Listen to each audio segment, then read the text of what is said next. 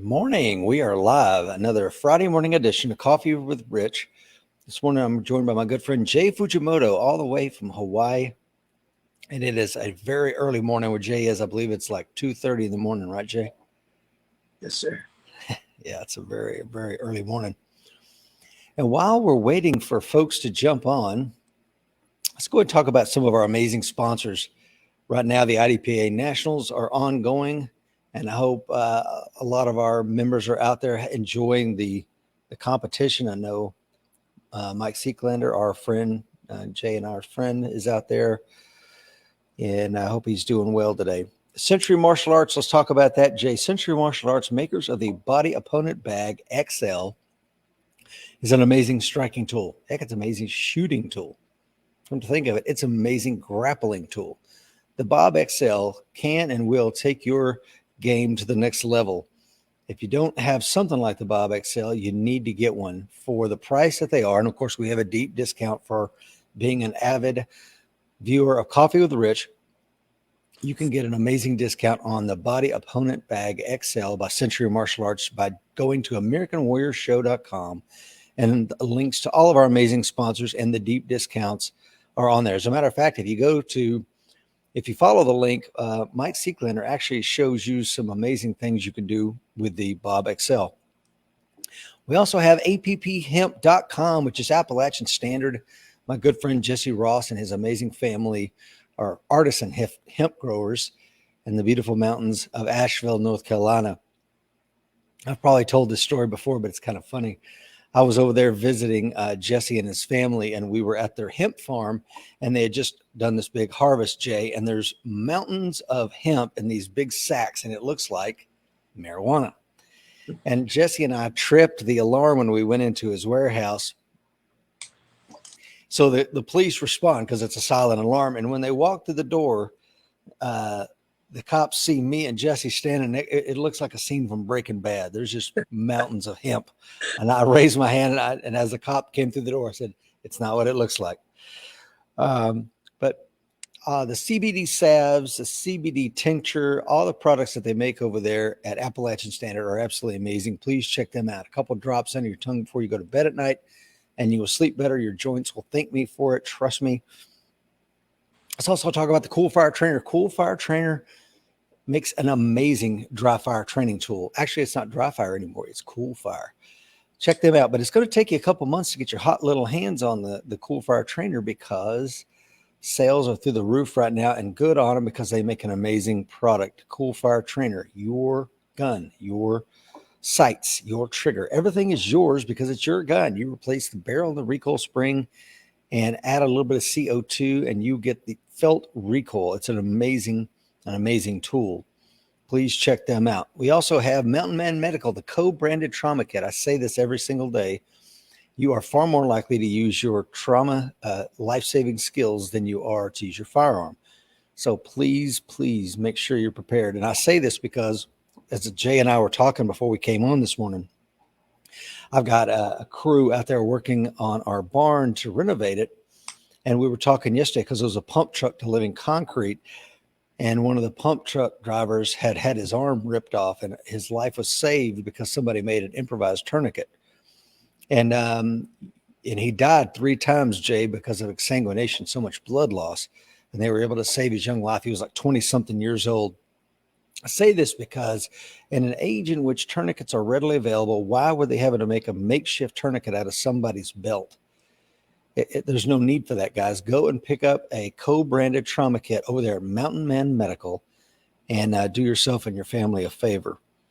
Precision Holsters, finally, last but not least, Precision Holsters is the makers of the signature Mike Seeklander line, and it's the one that he'll be using, I'm sure, today out there competing at the IDPA National. So please check out all the amazing things Precision Holsters makes, like the belt that I'm wearing right now to hold my trousers up. But it's a really, really good tool. Do you have anything from Precision, Jay? I do. Yeah. I do. Fantastic equipment. Yeah, there you go. Unsolicited. So yeah, Precision Holsters is amazing. Let's see some of the folks we got on with us this morning. Dr. Fuller is on. Good morning, Dr. Fuller. Tony is on from Brunswick, Georgia. Dr. Fuller says sitting in South Carolina, coin number 1620.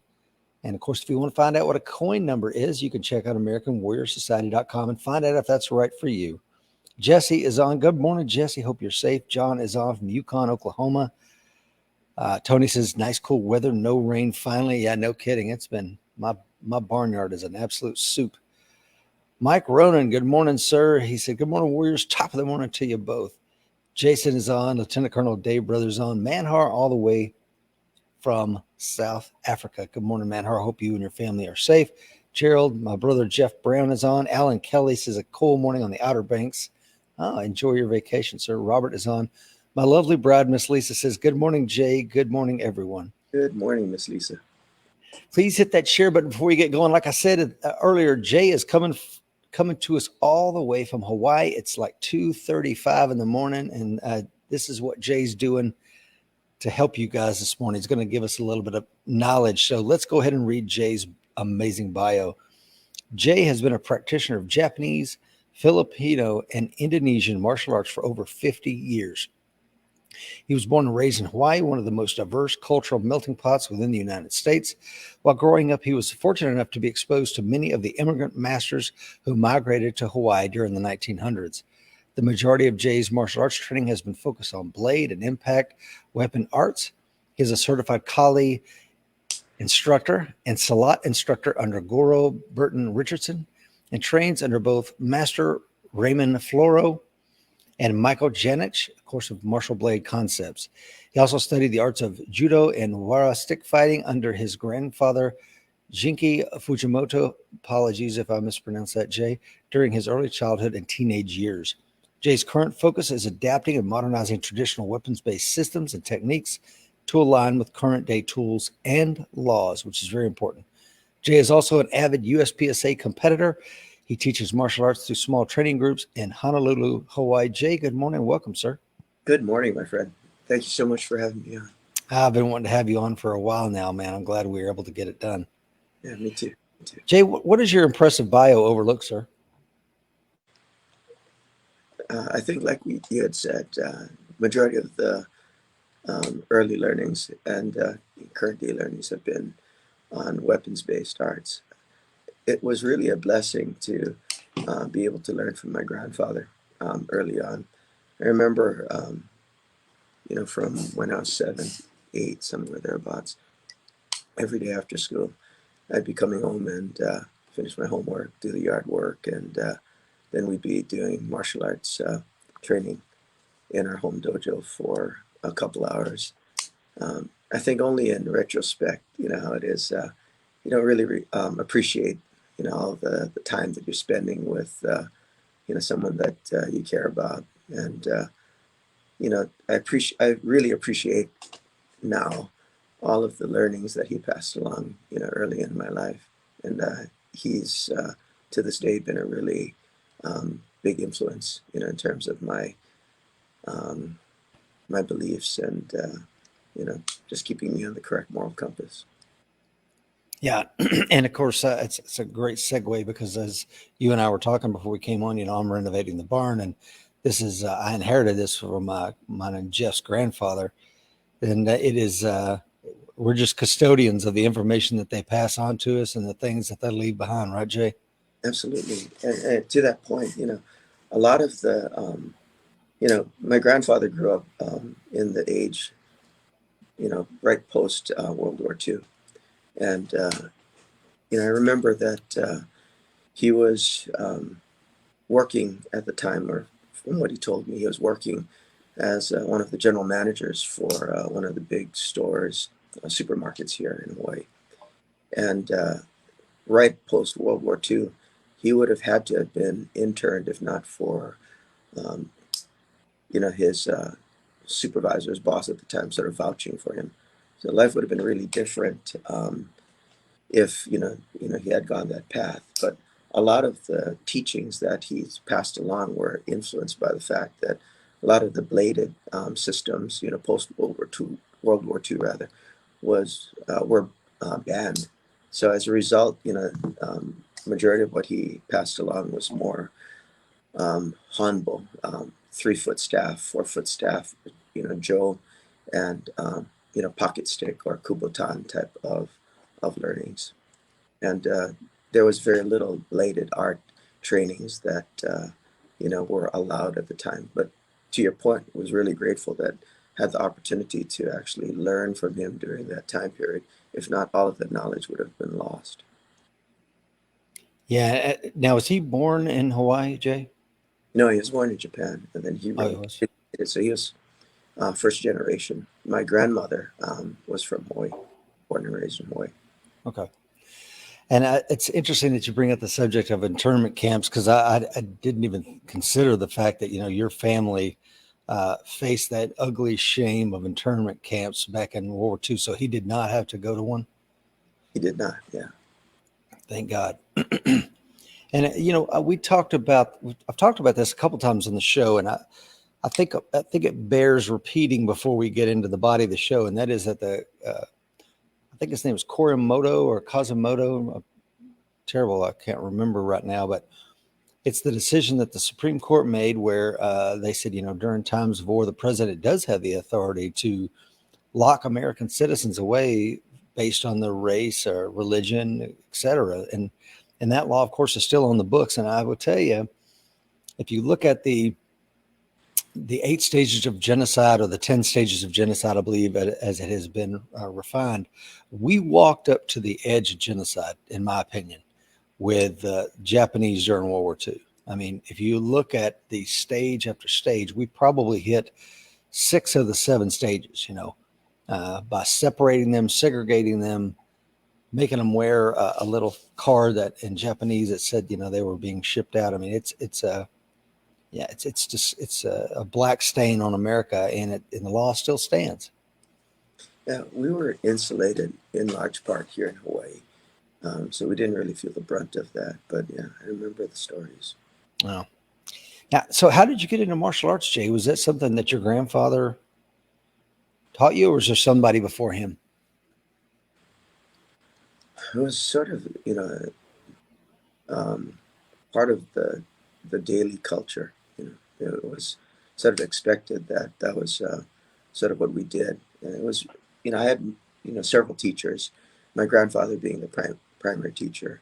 I did Japanese karate from when I was 7 till 18 at the same time. And, it was just sort of an expectation that was just part of what we did as part of our daily routine. But the majority of the learnings early on came from my grandfather. Yes, sir. As far as competitive shooting, when did you pick that up, Jay? Oh, geez, that must have been recent, maybe about 10 years ago.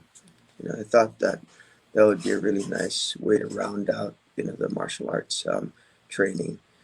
I don't see that really being very different from the Indonesian and the Filipino arts that I'm training in.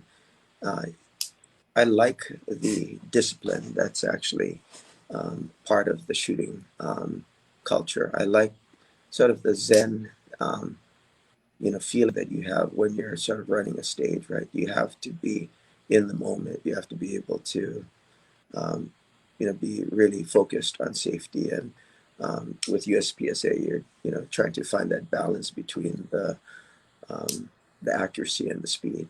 But I really like that sort of detachment from the everyday, that's going on. And I really love it. It's a good way to just keep, sort of mentally focused. And I think it's a great skill that everyone should actually pick up. Yeah, I agree. Is it Mushin or Zanshin, the word for empty mind or something like that? Right. And I know that we do a Zoom session with our members, of course, and I don't know if you've been on one, Jay, but Yeah. have you? Yeah. So we did one Wednesday night, Mike and I, and if you remember the American Warrior Society or the American Competitive Shooting Society, you can come on the Zoom with Mike and I, normally on Thursday nights, but this week it was on Wednesday because Mike was flying to the Nationals. And he was telling the guys who had already trekked out to, I believe, Colorado, and they were kind of nervous, some of them. And he says, "Hey, man, you've already done the work. Just relax and enjoy relax and enjoy it." And that's so true, because there's nothing you can do at that point other than just relax and like you said, achieve that Zen state as you're running and gunning through the course, because it's all over now. Just time to execute. Okay, exactly. So, is there concealed carry in Hawaii, Jay? There's not.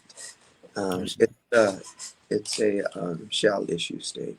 I think in the last, I'm a NRA instructor also, and been doing this for maybe about 5, 6 years or so. I think in the last 5 years, maybe there have been 12, maybe slightly more, licenses issued.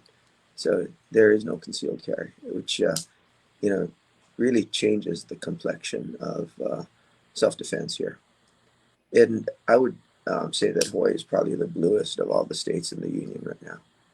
So I don't foresee concealed carry being legitimized here unless there's a constitutional carry type of law that's passed. That's true. If a law was like that was passed, I mean, we see a lot of states blowing off federal laws right now, Jay. So it's not to say that Hawaii meant, hey, yeah, we appreciate that, but yeah, we're going to keep doing our own thing here. Yeah, totally agree. Yeah. Jeff asks if Jay doesn't mind answering, what religious upbringing, if any, did he have? I was born and raised Christian. Yeah, one of the questions that comes up sometimes, Jay, and I apologize, it isn't necessarily on our thing to discuss this morning, but is there a way that you square your religious upbringing with your martial arts doctrine and training? I think that's a really good question. I see it sort of being complementary. I think my faith and my martial arts studies are very aligned. I think that one of the questions that you had prompted me with later on was speaking to what's the future of how things are playing out here, and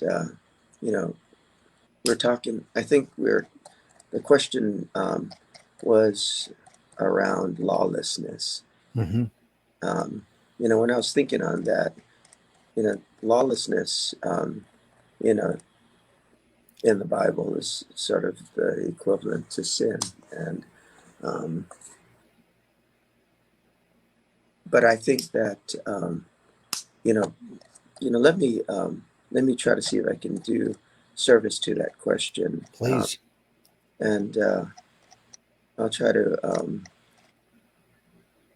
Your question was, where's all the lawlessness in the world going? And my thought, as I was contemplating that, was the Bible defines sin as lawlessness, and everyone who sins breaks the law. In fact, sin is lawlessness. I do believe this. We have strayed, even in 1 or 2 generations, from morality and decency. I don't know where this is going, Rich. I hope that we can turn things around. I believe that saying that what was that? Hard times create strong men create good times create weak men, and weak men create hard times. Is a truism, right? It's so true. So I think we as a society were strong, a generation or 2 ago. These strong men and women created good times for us and the children. This had led to more weak men, women in our society, and now we're facing hard times. I'd like to believe that we're going to persevere, and the pendulum's going to eventually swing back and bring about another generation of strong men and women. And I think the American Warrior Society, everything that you and Mike are doing, is a great catalyst to enabling that. So it's sort of a long roundabout way of answering. My faith sort of helps me, stay true to that belief that, things are going to get better. Yeah. And the martial arts is just a way to enable that, or at the very least, ensure that, we can protect ourselves and our families, our loved ones, during these hard times. Yeah, there was somebody, one of the guests was mentioning that his pastor, I believe it was his pastor, had said that Christians should not defend themselves or others. Basically, you be the lamb that Christ was and surrender to the mob or the wills of evil. I'm like, I absolutely do not agree with that. I do not either, sir. No way. I think it's our obligation, duty, responsibility, whatever you want to call it, to help others when we can, right? Agreed, sir. What about the blend, Jay? Going from your very strong background in all these martial arts, specifically, the Filipino styles, Silat, the Indonesian styles, and blending that with what you've learned in shooting, do you see what parallels, if any, do you see in those two?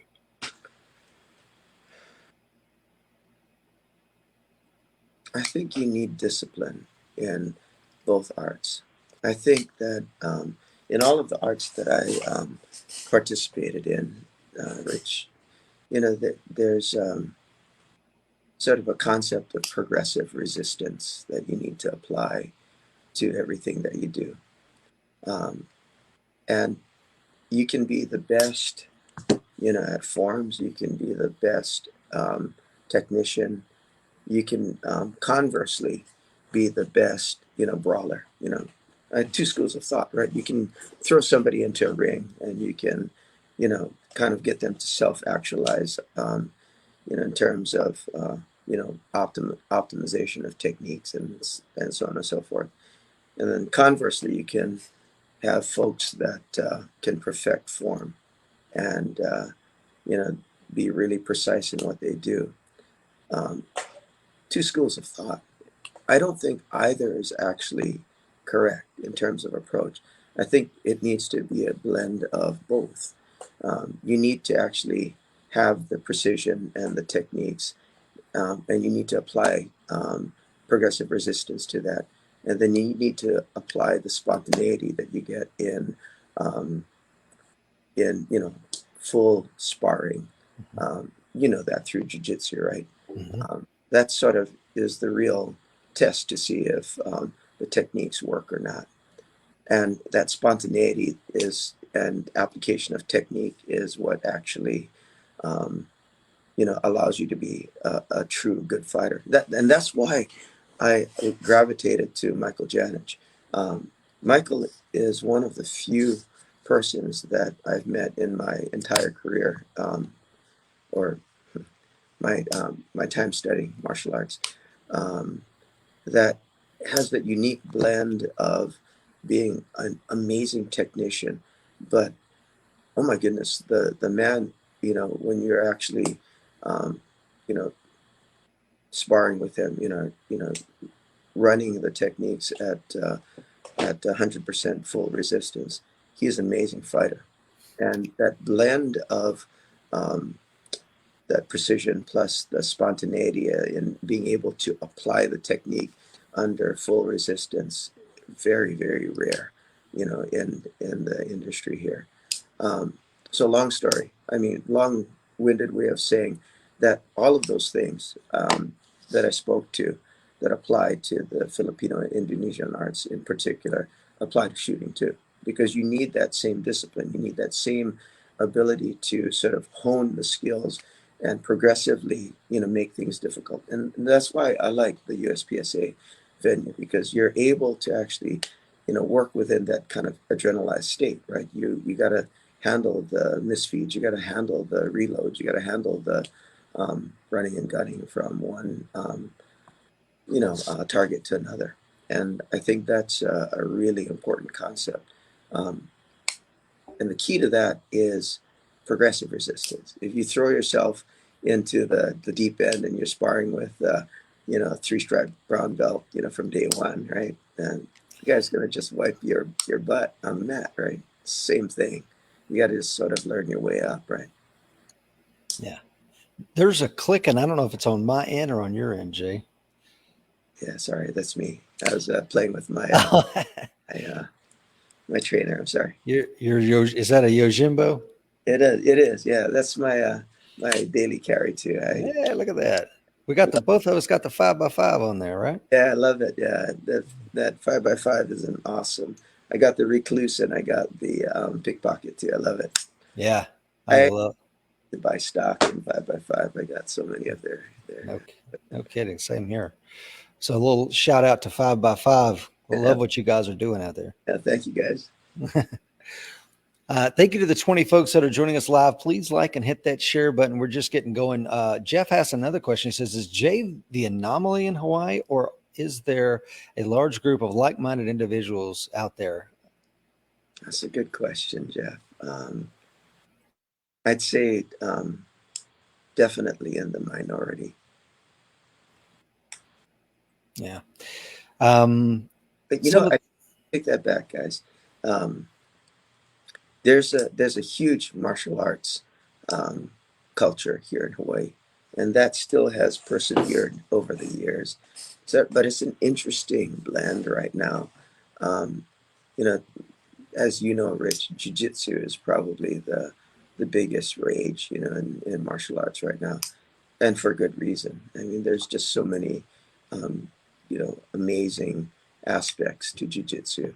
Um, but it's very sport oriented, and you don't necessarily have sort of that martial focus, even within the jiu-jitsu community here.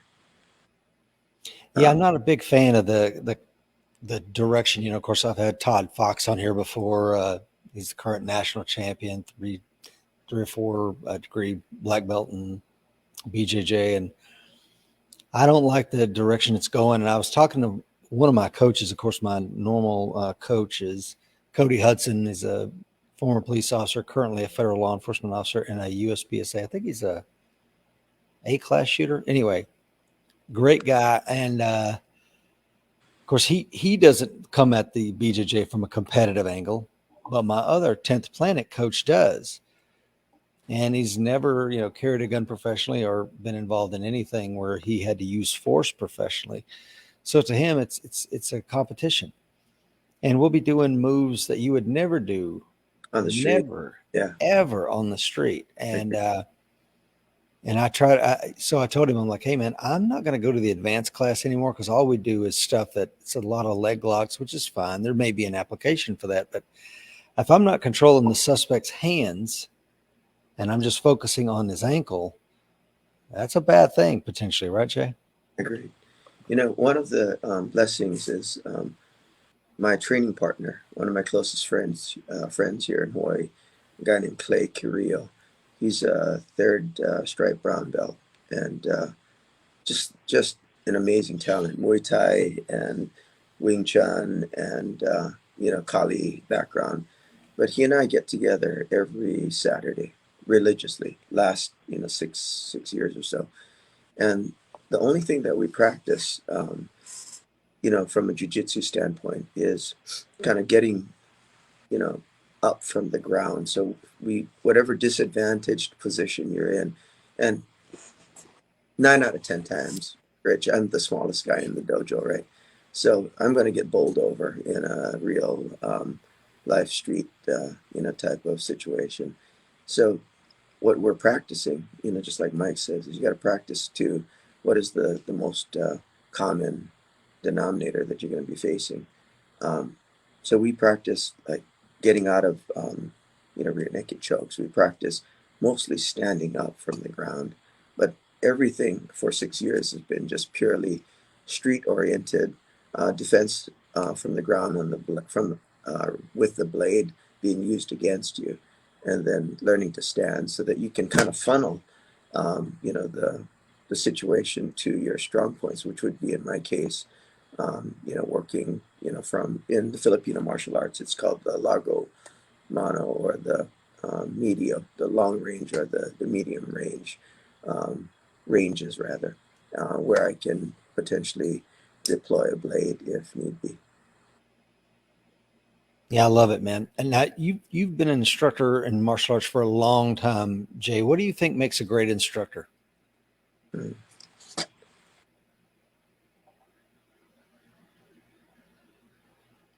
I think I thought about this when you put the question in front of me. I think you need to be able to fight um, as in sort of an underlying given, right? But that changes over time, and that's why I was sort of contemplative on this question. Um, you need to also be able to execute the techniques under full resistance. And like I was saying, you know, the two schools of thought, right? You have the technician and you have the sort of the brawler. And you need to be able to be the good technician and be able to execute um, under progressive resistance, with ultimately getting to a point where you're sparring at full resistance.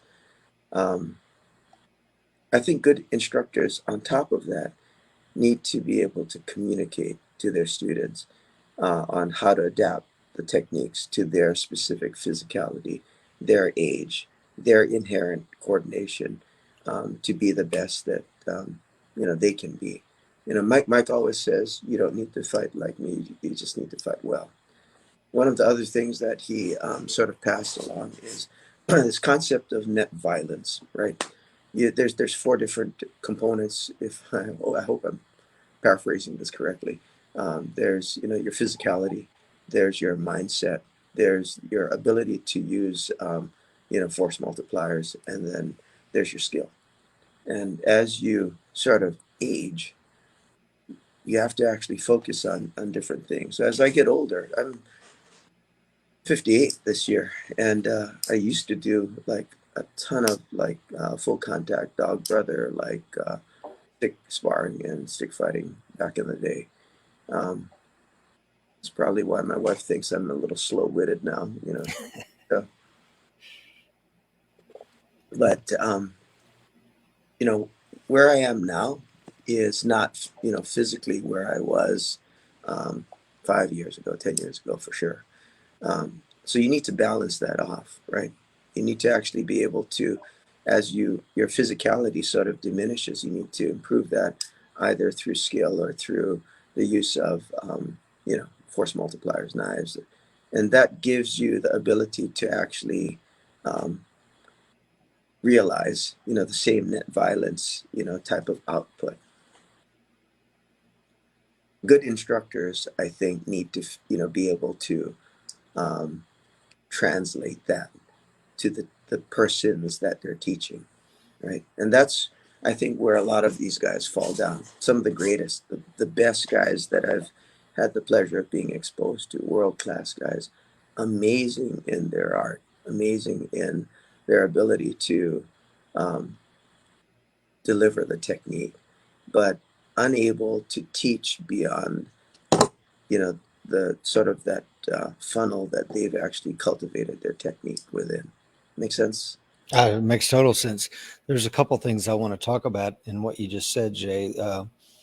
One is I actually wish we had a better word than fighting, and I'll unpack that and get your thoughts. But I have been in fights, obviously, in my life as a bouncer for years and Yeah, years, corrections officer, police officer, Marine. But I'm never, going to square up with somebody yeah, ever again. However, I may be assaulted and have to defend myself. that's right. And I think that sometimes defending oneself in an assault, we use a synonym fighting but I don't think it's a good word. The word fighting has a lot of connotation of Jay Fujimoto squaring up with somebody at a Walmart parking lot. And I think you're far too intelligent to ever do something silly like that. Um, Yeah, agree. but you will defend yourself with any violent means necessary. You will defend your family aggressively. And I think another thing too, Jay, is whereas mine and your skill, I'm in my 50s as well. My skill may not be where it once was. My strength may not be where it once was. My speed, but I think my mentally, I'm in a better place than I've ever been before. Can you talk to? And I apologize, it's not in the notes, but talk to mindset, if you would, Jay. What mindset you have achieved by studying martial arts for 50 years? Yeah, it's interesting. The more you learn, the more you realize that you know, ego is not you know, part of the equation, or shouldn't be part of the equation, and humility and you know, just decency, you know, that you exhibit to others around you is really the, you know, sort of the be all end all goal, right? So it, I wouldn't compare myself even remotely to Musashi, but you know, I think that was sort of the realization that he had, you know, late in life, which was, you know, it's really, you know, the what you're trying to seek ultimately is harmony and peace, right? With you know everyone around you.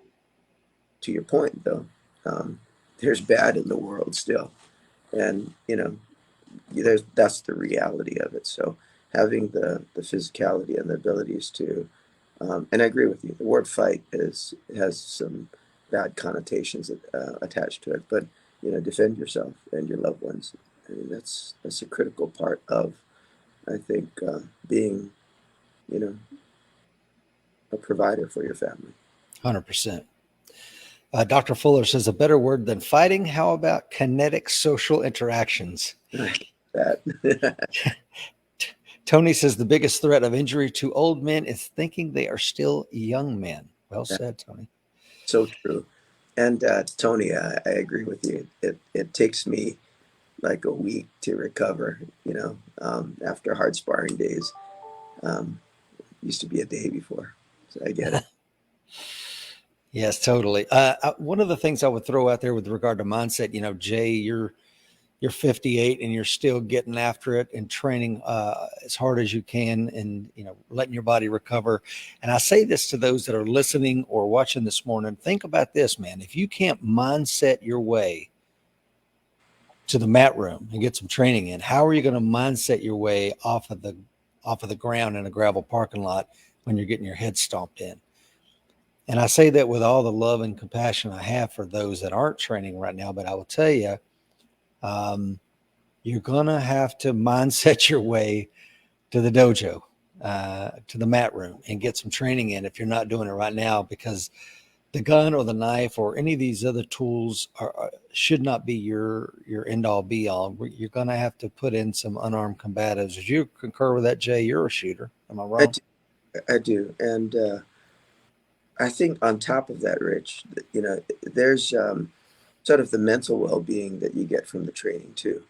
So you know, you and I both have day jobs that you know, kind of take that are rigorous, and you know, without the training for me, I wouldn't have the mental release, which is just as important.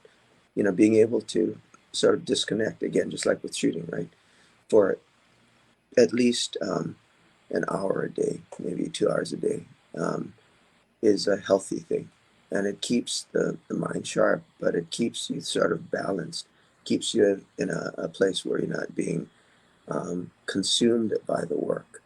Um, and that sort of leads to one dimension nullness with you know, with you as a person. So I truly believe that the martial arts um, sort of balances my perspective mentally, and it makes it much easier to make it through the day for me. Wow, I love that. I totally agree with you. You know, you get in the dojo, get a sweat going. You're in there with like-minded people that are helping you to polish the sword, if you will, to borrow a metaphor, Exactly. and you're all there to train with one another and help each other to get better and achieve common goals. If you're not training, you're missing out. The same thing I could say for shooting. Obviously, those of us that are shooters, you know, we go to the matches and we get to hang out with like-minded folks, and everybody's there to help each other. That's what it should be. Yeah, it's a brotherhood. Yeah. What is the best piece of advice that you would give for a new martial artist? Somebody that hopefully we've inspired somebody in this show today, Jay, and they're actually going to do it. They're going to go down to the local strip mall and sign up for the first 30 days ago. What advice would you give to that new martial artist? Yeah. After all of this time, my answer is very, very different than maybe what it would have been like 20 years ago. But figure out what you want to do. You know, is it for self-defense? Is it to learn about the culture, the art, and immerse yourself in the culture? Is it for exercise? Um, if it is for self-defense, you need to be honest with yourself. Don't drink the Kool-Aid that the knife or the gun or the art's going to make you unbeatable. You know, you need to train with resistance to ensure that the techniques work. That progressive resistance concept that's been instilled to me by Guro Burton is critical. And the other thing that I would say at 58 to the 18-year-old practitioner is accept that as you age, your physical attributes are going to diminish, and then choose an art system that's going to provide longevity, because you're going to need you know as you're seeing a kind of across the country now, with a lot of the seniors being sort of victimized, you're going to need those skills as you get older, so that longevity is going to be critical in um, you know being a good, effective self-defense practitioner. You know, if I could have stayed in one martial art, but it's just so hard to find a good one these days, and that's judo. And I Right. say that because, as I age, the strength of my hands is going to diminish. My ability to throw an effective punch and not injure myself is going to diminish. But I take the ground with me everywhere.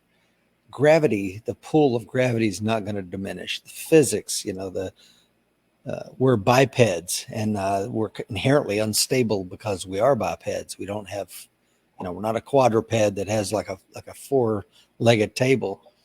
And I say all that because I really enjoyed judo, hitting people with the ground, and wish I could have stayed in it longer. But I haven't always lived in a place where judo was available.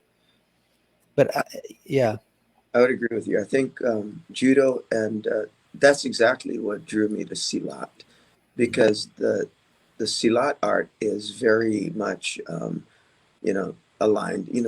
I think the techniques are somewhat different, but it's the same thing. Being able um, to use sweeps and throws principally, and the ground becomes sort of the biggest your biggest sort of you know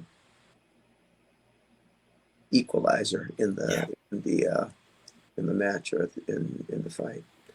Um, the one thing I would add to that, though, is what I'm finding as I get older again, you know, there's certain different, you know, weapon systems, if you will, that I've gravitated towards. And in large part because of the liberalness of the state in terms of the laws and, the culture here. But one of the things that I'm a big advocate of are these tactical pens. Mm. And the reason I bring this up is it's an incredible force multiplier when you're executing the silat techniques. So there's a lot of like head turns, there's a lot of like, head tilts, there's a lot of manipulation to the throat. And, again, being the smallest guy in the room many a time, being able to execute those, base techniques without the force multiplier on somebody that's a lot bigger.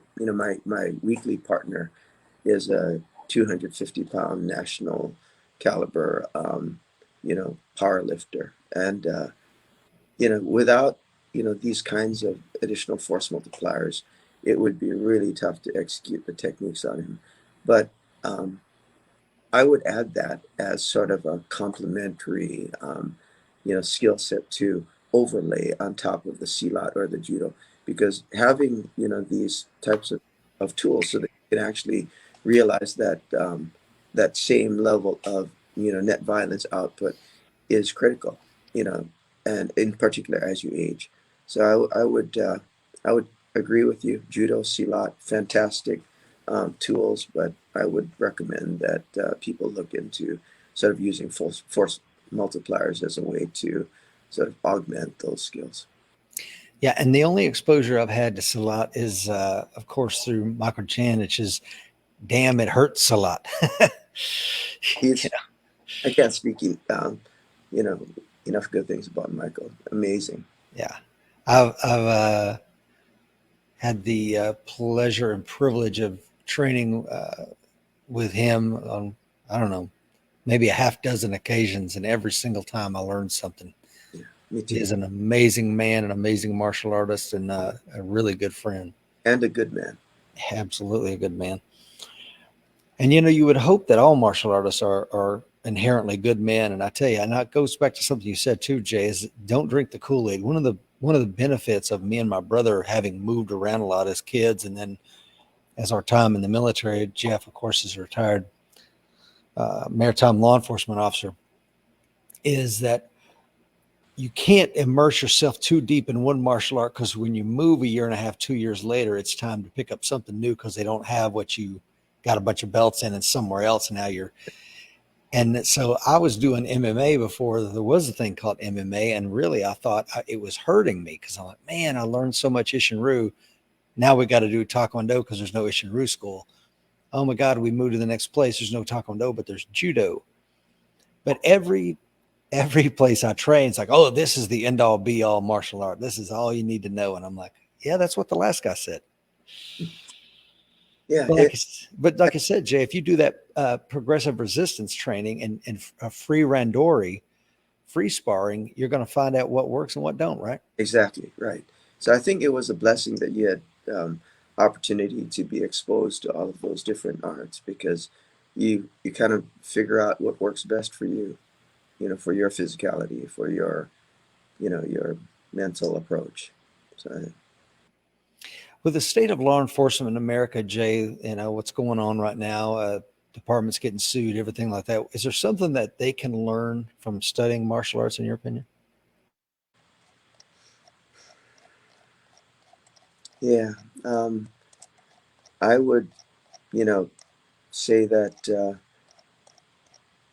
the optics, um, for law enforcement officers, is very important. So they need to learn how to scale their responses.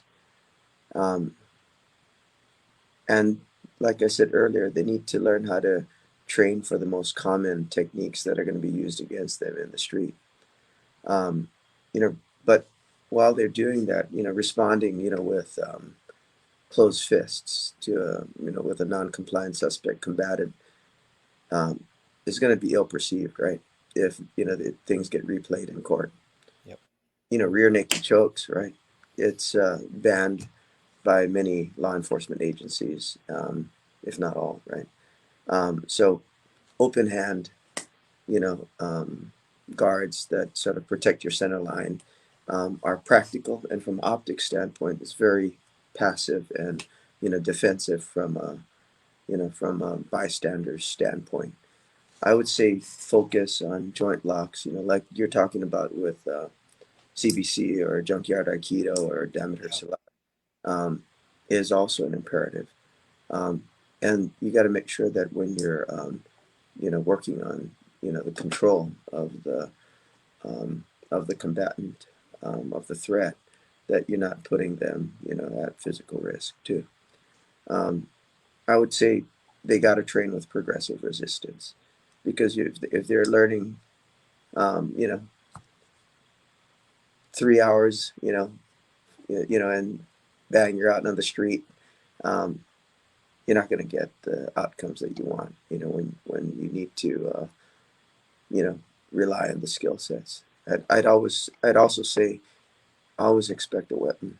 It's interesting. We have the worst homelessness problem in the state here, and a lot of the other states are shipping all of the homeless to Hawaii because of our liberal, benefits, and because we have such good weather year round. And every single one of these homeless, and many of them, are mentally, um, challenged.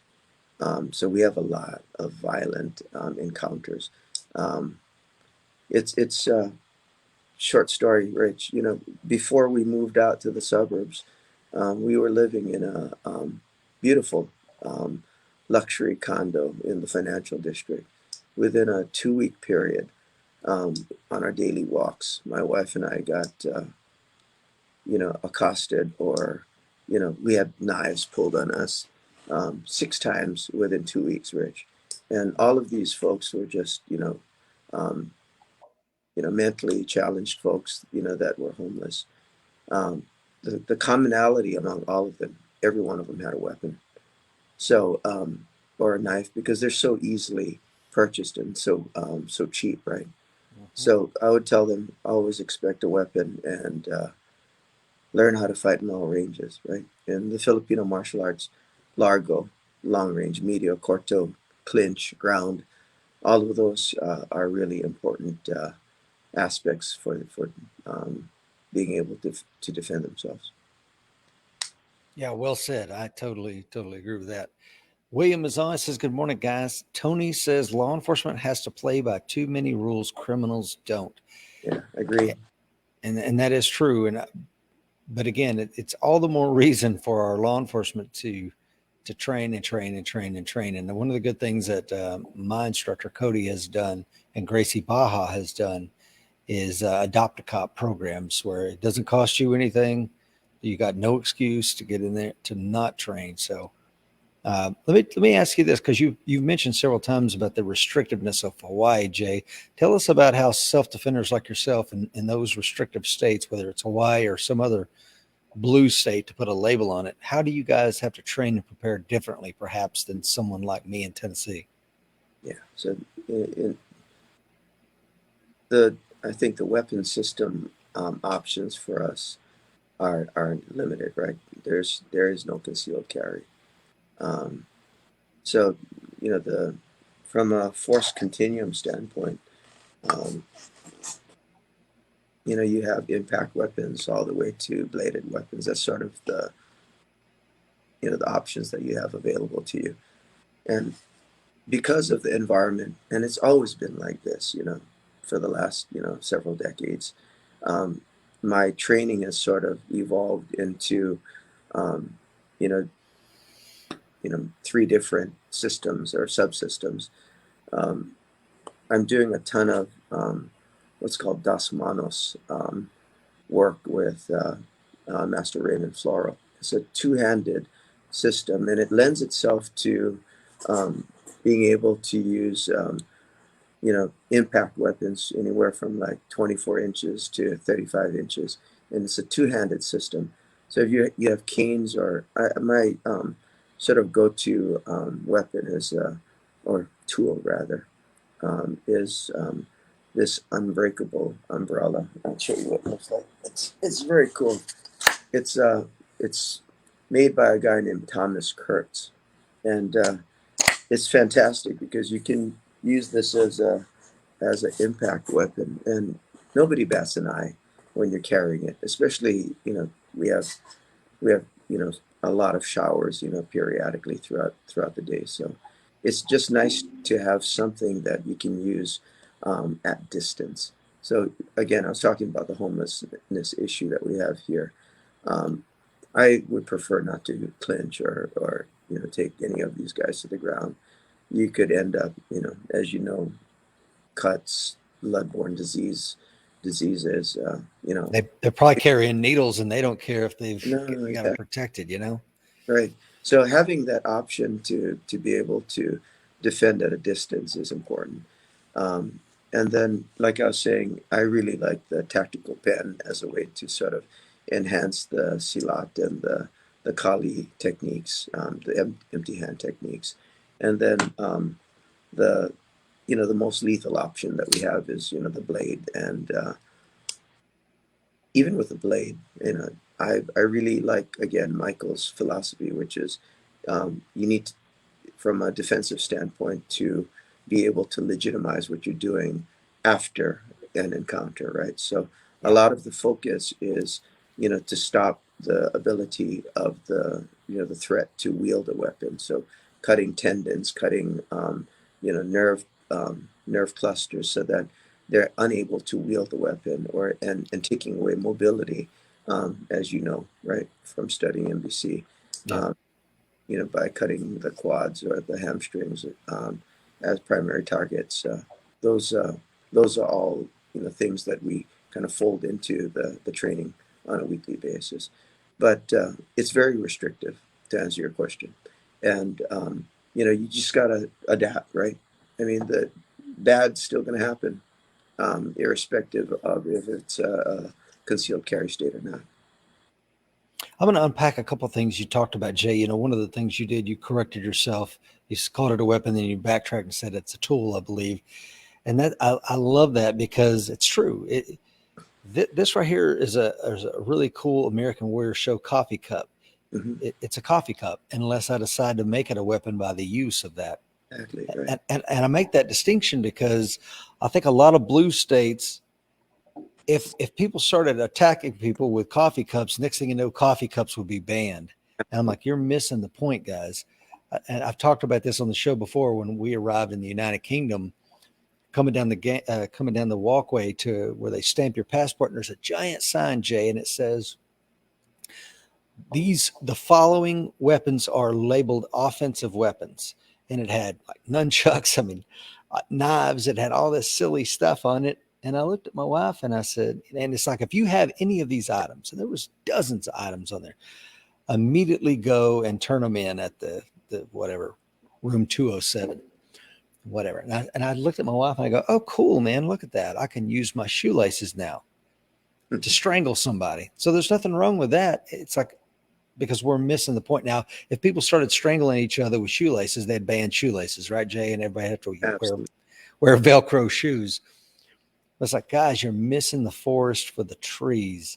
Yeah, and I myself fall into that, as we're casually talking about this sort of that mindset. But you're right. Um, these are nothing more, along with firearms, nothing more than just tools, right? Yep. If you don't have the will to employ it, it doesn't matter what you have on you. As we've seen time and time again, where law enforcement officers are killed and the gun's still in their holster.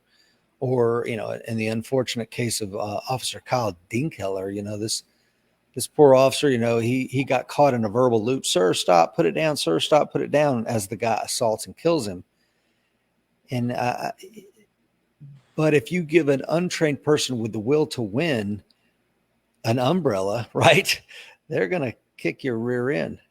Yeah. Speaking of which, Jay, I'd love to get some. If you can send me the link to that umbrella, I will put that out there, because I definitely want one, because in Scotland, where my family goes quite often, we definitely need an umbrella, and I would love to have that, because I think that could fly under the radar, right? Absolutely. And there's several different versions of it that Mr. Kurtz puts out, and they're phenomenal tools, and they're great umbrellas too. But just I would just say that it's important to be able to sort of learn, how to use it effectively, because just like a gun, right? If you don't have the training with it, then it's not going to be as effective as it could be. Yeah, I want to take on something that John brings up a great point. He says, in a violent encounter, you need to be able to have a debilitating injury or neutralize the brain function as quickly as possible in order to survive. And while John may be accurate, I think that's not the only thing. And I wrote an article about this a year or so ago in the American Warrior Society. All of our articles are free. We got hundreds of articles there. And I don't necessarily need to cause a debilitating injury to get this person to quit. For example, if I rear naked choke someone and put them in a recovery position, or as I've done before, hold them in an armbar until the police show up to arrest them, I didn't cause any debilitating injury, and yet I won the fight, and that person was taken safely to jail. It's not in my best interest to cause a debilitating injury to anybody. As Michael Janich would talk about, to use a edged weapon in a way that is legally defensible. So while there is truth to what John is saying, I don't want to discount that. If I can remember, all I want to do, fight, flight, freeze, submit, whatever these things that we do as human beings, if I can get my opponent to adopt another strategy than fighting, like running away. If I can get them to adopt that and I win, then I won the fight. You know what I mean, Jay? Right. I agree. And you got to let go of the ego, right? You know, Yeah. one of the things with traditional Filipino martial arts is you're dealing with, these big, you know, 6, 12-inch blades, and you're taught to disarm. And as soon as you disarm, you're striking to a vital target on the opponent. Well, as soon as you disarm the person, that's where you need to stop, right? Because from a legality standpoint, the person is no longer a threat at that point. So you need to actually have that judgment during the encounter to be able to, you know, to apply, logic and stop when necessary. I've heard it said, Jay, that you need the heart of a lion, but the brains of a judge Yeah. when it comes to these kind of things, because it's going to be. And to Mike Janich, I told him this the last time I saw him. I had a friend of mine that I do jujitsu with, a really great guy, Matthias, and he was chopping with a machete at his house, and he was pulling branches down, and he was chopping like this, and he pulled the branches down, and he didn't get his hand out of the way far enough, Jay. And I know that people that are listening to the show can't see, but the machete chopped the back of his hand and sliced those tendons. And he just thought it slapped the back of his hand. He didn't realize he had struck him and cut that. And as he reached up to grab the branches a second time, his hand wouldn't close. It just kept pawing at the thing. And he said, I couldn't figure out why my hand wouldn't close. And he looked down and saw that he had sliced through those tendons and went to the hospital. But it speaks to Michael Janich's system, where you cut those tendons and the person loses the ability to hang on to the blade or hang on to you. And I don't have to kill the person with that edged weapon. All I need to do is, as Mike Janich says, defang the snake. Exactly. Can you talk to what his about that? No, I philosophically really align with what Michael's teachings are about too. So, to your point, um, if you take the ability to wield a weapon, as an example, away from the threat, by cutting either tendon, muscle, nerve clusters, or brachial nerves is a good option. Take away the ability to for the brain to send the signal to the arm to, to close or to open, the hand rather.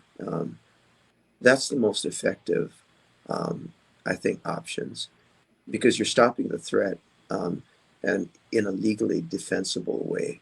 Um, you know, when you if and when you ever get to a situation post encounter, that's important. I think another call out that Michael actually, will point out is, cutting, carotid artery or, you know, femoral arteries, and relying on blood loss. You know, you're not going to cut an artery that, basically just represents 7% of your blood flow and then expect, person to explode into flames, right? It's You just need to figure out a way to disable and take away the ability of the person to wield a weapon that's threatening you, and then preferably take away that person's mobility, by using cut to the quad, as an example. um, if you can achieve that and you can flee the scene, to your earlier point, Rich, that's a win, right? Yeah. Yeah, I think we talked about last week the movie Enter the Dragon, how Bruce Lee, on the ship, he's like, I study the art of fighting without fighting. And the guy's like, I want to see that. Let's go on this island over here and you show me that art of fighting without fighting. He's like, sure. You hop in the boat first, and he lets the guy drift away. Yeah, I love that. I do too. If you can if you can avoid a fight, that's the best defense, right? That's right. Tony says, does that not constitute great bodily injury when you're cutting? Yeah, but again, we're talking about blade on blade or blade on knife or something like that, or Exactly. blade on stick. Yeah. Yeah. So Tony's point is a good one, right? There has to be lethal threat being used against you, or you're going to have to be in a situation where you're outnumbered, or in my case, it's it's a much younger person with much greater physical attributes than I, then you need to be able to prove that your response is justifiable. Yeah, that's exactly right. Let's see. There was another question come in. It says, "What is Jay's thought on instructors teaching their students with techniques that will land them in prison?" Yeah, it depends, guys.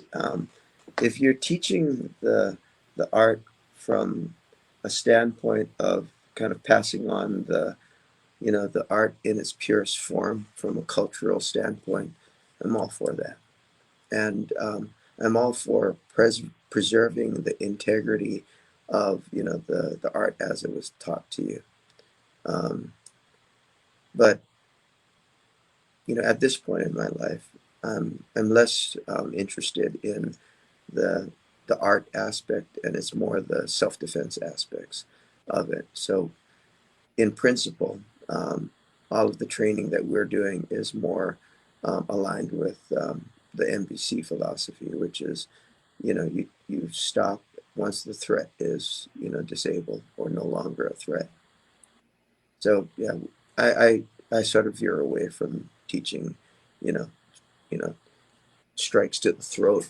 Um, I think from an optics standpoint, guys, if you fight or if you learn and you train, like thugs and criminals train, stabs to the throat, stabs to the abdomen, cutting the carotid artery as an example. That's how you're going to respond in a real life encounter. And from an optics standpoint, again, you're going to be categorized no different, than the bad guy or the thug or the threat that was, was accosting you. So you need to actually train smart and train to disable, and not necessarily, um, you know, do all the cool things that you see in the movies. Well, it goes back to your point about scalability, as Exactly. being, and also to your when you were talking about the tactical pen, and Mike Janich, I believe, has some content on using the tactical pen. Great stuff. Yeah. It is amazing stuff. And his junkyard Aikido, I took Aikido, but I also took Aki Jiu-Jitsu, which is amazing. And we did a lot of the Wally J small circle Oh, Jiu-Jitsu stuff. love the small circle stuff. Yeah. Yeah. Yeah. Very. Wally J, man, I think he was Hawaiian, wasn't Yeah, he lived in Hawaii, I believe, for he? Yeah. quite a while. Yeah. But that's all good stuff. And optically, it looks like he's doing nothing. I Oh, used to, oh my you know, God. It's the most painful, painful techniques. yeah. And if you don't know what it is, I used to do a thing where, grab the digit and I just point to the ground and put some on the ground. And unless you know how painful that is, it just looks like, oh, how polite. Yeah. But yeah, let's get on to another question. With the events unfolding in Afghanistan, of course, I've been asking this question now for a couple of weeks, Jay, but I'm always interested in hear what my guests think about it. What comes to mind, and more importantly, what are the longer term implications of our failed strategy in Afghanistan? I'm disappointed with how we conducted ourselves in Afghanistan. I remember living through the Vietnam era as a youngster, but the memory is still pretty vivid, and this was reminiscent of the fall of South Vietnam to me. Um, from a long-term implication standpoint, I I think Afghanistan is going to turn into the epicenter of terrorism in the region. I think the U.S.'s departure from Afghanistan is going to create larger openings for countries like China to execute its own geostrategic aims in the region. I think that the action weakened us in the eyes of our allies. Um, my personal thoughts, buddy. No, I totally agree with you, sir. And of course, my brother Jeff, he and I worked in corrections for a while, and he says working in correction and watching inmates training to disarm and subdue officers was eye-opening. And trust me, our adversaries are out there right now training. I promise you that. I've seen it. Jeff has seen it. Watching inmates in there in their cells doing push-ups, or they'll take a trash bag and fill it full of water, like in our facility where we didn't let them have weights. But that doesn't mean they're not training. They're doing push-ups, they're taking trash bags, filling them full of water until they got this giant heavy water bag and they're doing curls with it. Or Yeah, they're in their cellmate or in there practicing counter cuffing techniques, like. no, exactly. You know what's interesting, Jeff, is if you go, drive through some of the more, rougher parts of the state here, um, it's amazing. Every single porch that you drive by, there's a bob on it. And it's, these guys aren't, um, doing anything but training, a good portion of the day. And, with, the popularity of MMA, everybody thinks that they're, you know, um, the next MMA fighter. I mean, we have some great talent coming out of Hawaii, but BJ Penn, I mean, yeah, oh my God, he was a phenom. he was. Whew, Yeah, still is amazing still is. talent. He's still getting in brawls in Hawaii as we speak. I mean, you can go on YouTube and watch him getting drunken brawls, and I would not want to face an No, inebriated BJ Penn. he's a very good guy. Yeah, for sure. But yeah, I think to your point, Rich, everyone is definitely training. Um, Many a times much harder than law enforcement. Many a times much harder than we are. So yeah, we gotta keep the edge. That's so true, Jay. And Jeff says the same thing. He says professional criminals are a force to be reckoned with. And Absolutely. of course, I had the privilege and the great honor of interviewing Ed Morales, who, of course, killed Platin Maddox in the Miami shootout in 1986.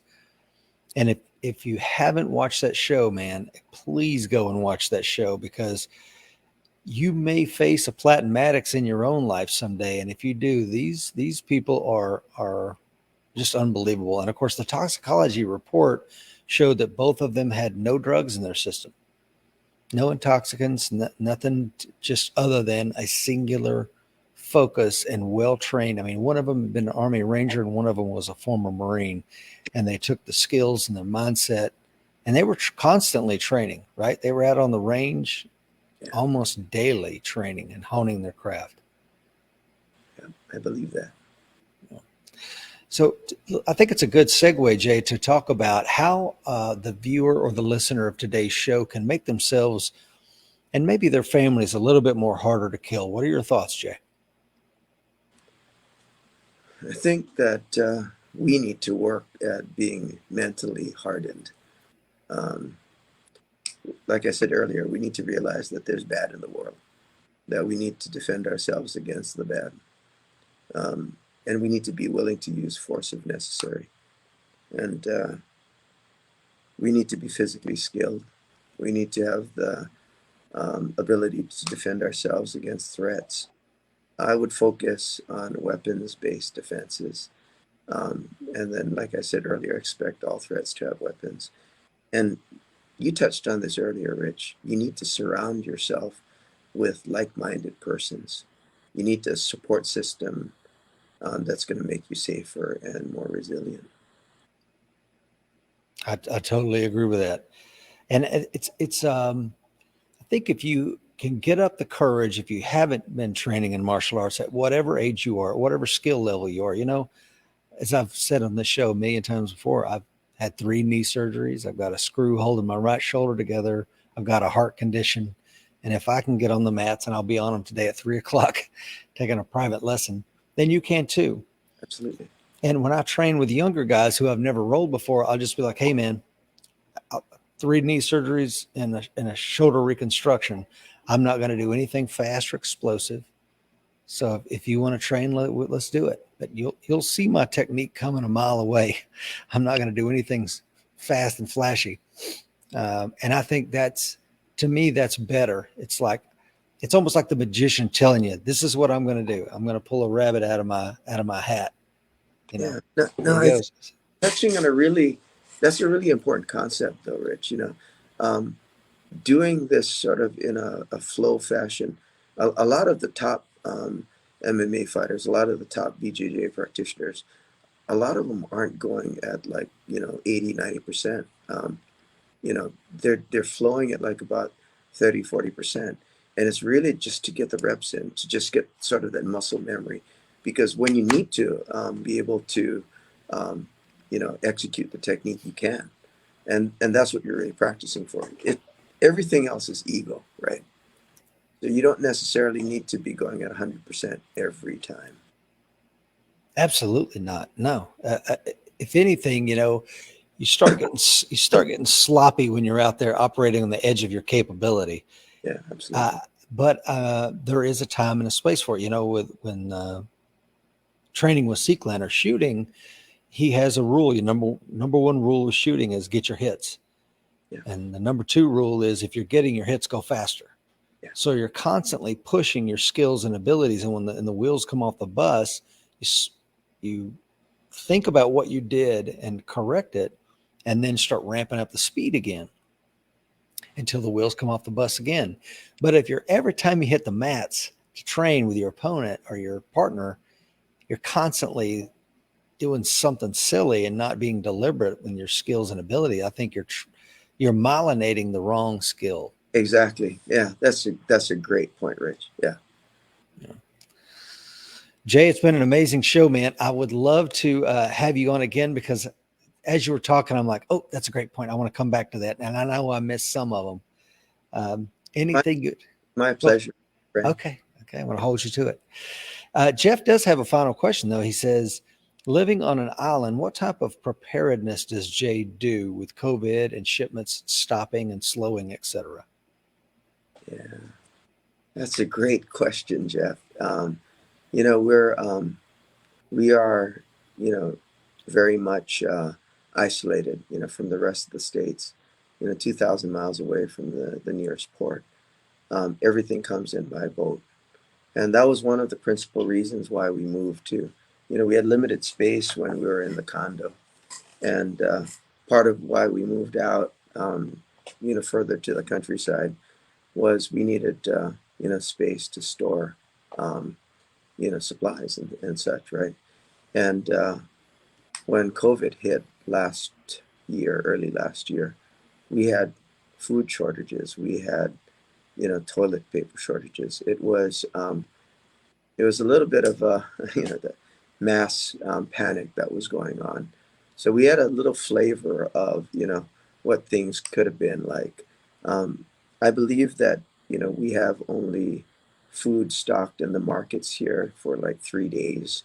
So, we've been doing a lot of, simple preparedness type of practices, making sure that we have the pantry stock. We have a secondary, pantry in the garage on against one of the walls to make sure that we have, just the basics covered.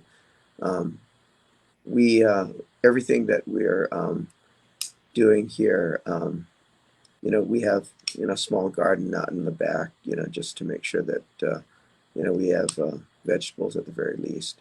But we're very susceptible to, breakages in the supply chain here in Hawaii for sure. Jay, I've got Jesse had a comment. I meant to hit on it. Jesse Perez says, I would like to. Earlier, when we were talking about instructors, and you were mentioning, studying the art by studying and sometimes learning some of these techniques that are lethal techniques. Jesse Perez says, I would like to think that if the instructor is teaching those techniques, that they are also teaching that those techniques should be the last resort. And I think his point is an interesting one because it's contextualizing the technique. And I think that's what a lot of martial arts instructors kind of, at least in my experience, kind of fail to do. And that is placing the technique into the appropriate context is one part of it. But perhaps another part of it is because of the sporting aspect, we lose some of the really good self-defense application. I'm going to give you an example. And maybe you can think of one also, Jay. But when I was doing my private lesson last week with one of my coaches, he says, I'm going to show you this really great guard escape. I'm like, okay, cool. And I'm thinking, I think I've seen all of them. Yeah.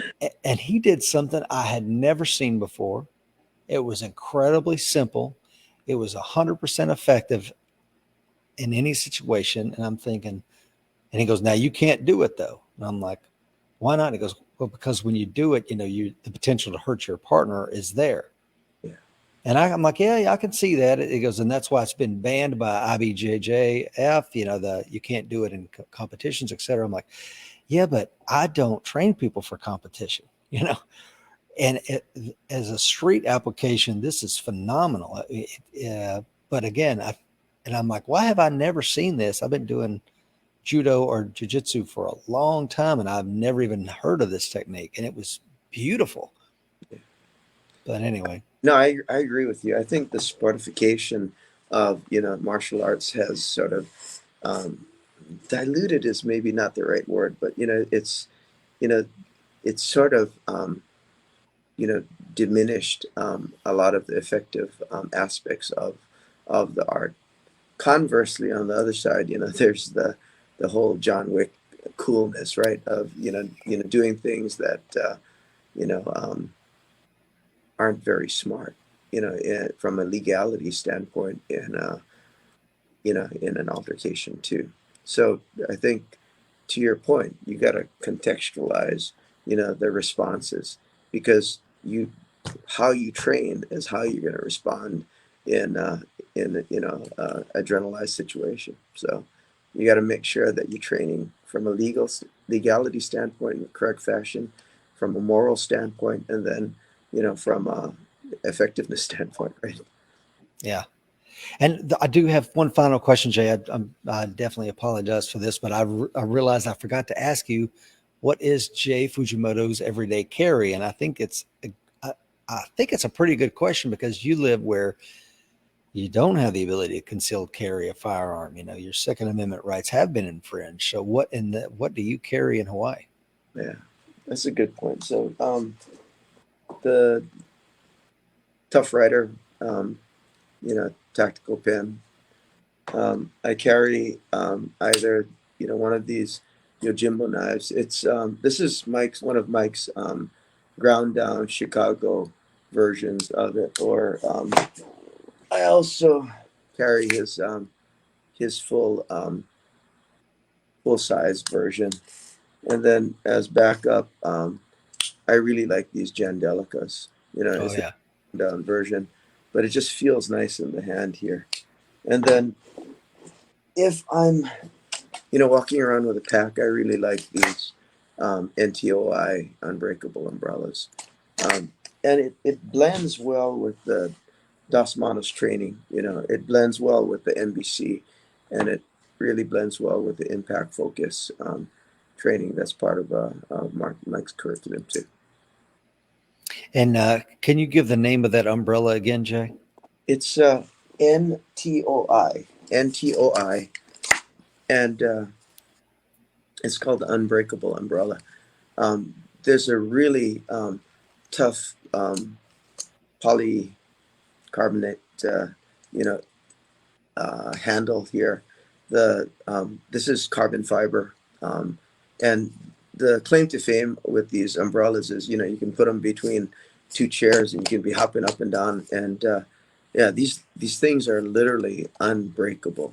Wow. And if you're hitting like coconuts as an example, this handle just basically shatters the coconut, without any effort whatsoever. It's amazing. I cannot speak more highly of those tools. And the 5x5 combat solution, equipment and accessories are great too. I like the pickpocket on the Yojimbo, and I really like this recluse carry. It allows us to carry in a deep carry, so you can't really see the top end of the knife. Yeah, that's awesome. I need to get one of those. I do have the 5x5 that enables it to act as a Emerson wave. Yeah, and as you can see, fantastic. it's like what Jay is saying. His has deep pockets, so it'll actually conceal the knife better than this will. The other pitch that I'm going to make is no matter what you carry, you're going to always need a trainer or corresponding trainer. Um, and you're gonna have to get used to the feel um, every day, throughout the workday. You know, I'm handling the trainer, and it sort of becomes a part of, it's a very comfortable feel when you pick it up, right? So this thing needs to be sort of an extension of your hand as you when you pull it and when you need to use it. So you need a trainer. Whatever system you end up going with, it needs to have a corresponding trainer. Yeah, I totally agree. Something you just said is so accurate, and that is anything I pick up, any tool that I pick up becomes an extension of my will. And that's why I'm not a gun guy, because I have used, I've dropped ordnance on people during Desert Storm, and that those ordnance became an extension of not just Lance Corporal Brown, my will, but the will of the United States of America when I employed that force on behalf of my nation.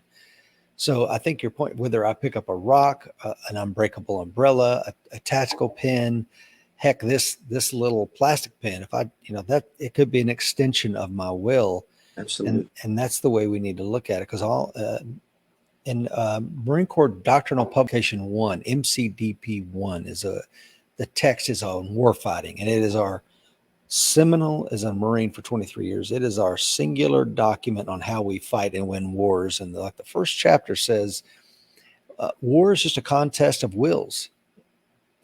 Whose will win.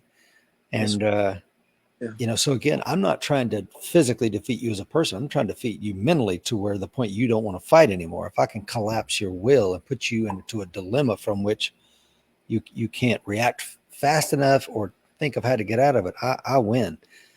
So I think we Really. talk about, yeah, but it goes back to what you were saying, Jay, in regards to the mind and developing the mind, not just the skill, but the will in which to apply it, right? Right.